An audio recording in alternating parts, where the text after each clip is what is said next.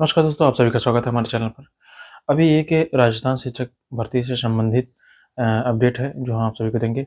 इसमें एक पोर्टल है जो साला दर्पण पोर्टल, जिसमें यह बताया जाता है कि उसमें कितनी वैकेंसी खाली है और कितनी पोस्ट वहाँ पर अभी भरे जाने हैं। ये सब साला दर्पण एक पोर्टल है राजस्थान में, उसके द्वारा यह पता चलता है।